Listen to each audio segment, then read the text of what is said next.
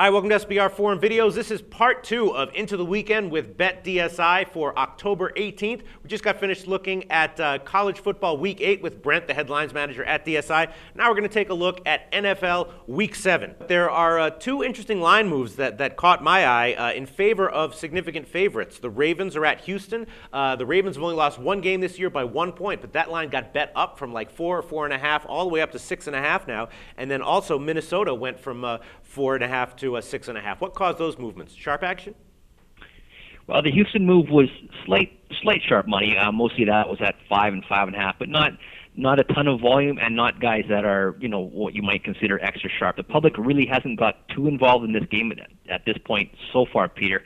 And the thing with Baltimore, I think you've got their good record, sure, but the injuries that they suffered recently on defense, people are just kind of like, not sure how to react.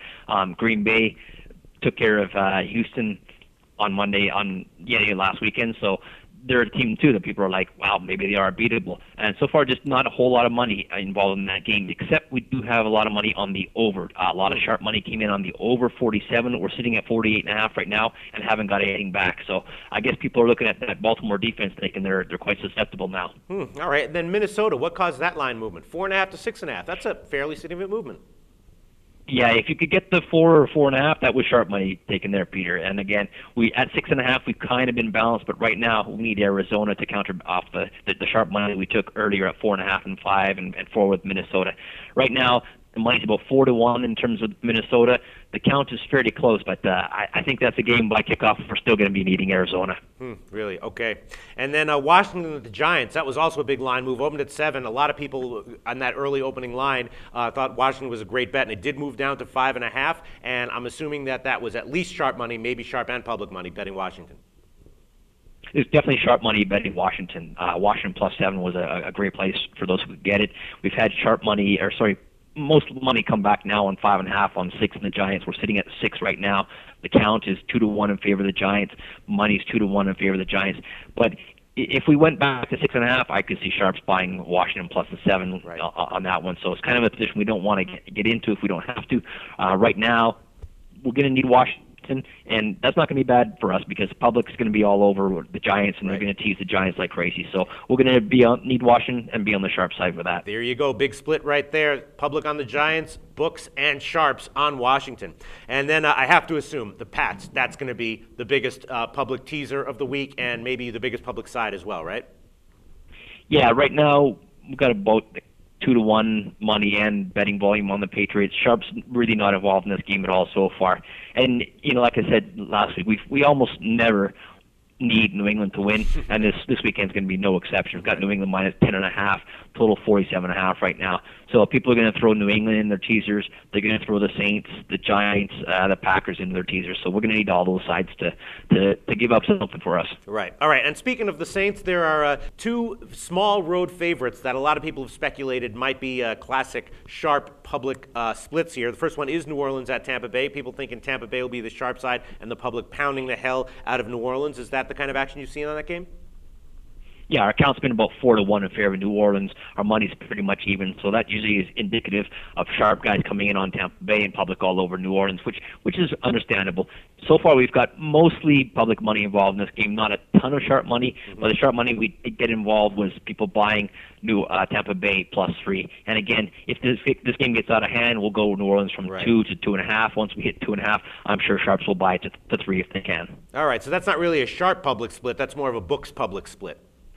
That's more of a public split, yeah. Right, okay. And then Dallas, Carolina, when that line first came out, everyone on SBR Forum that I read either liked Dallas or loved Dallas. I haven't seen any opinions on Carolina. Is that what you've seen? Yeah, money's all on Dallas. The count is all on Dallas. And again, we're sitting at 2 with Dallas at Carolina. If we go to 2.5, you'll probably see sharps buy it to 3. That's the kind of game that they'll look for, a home dog like that.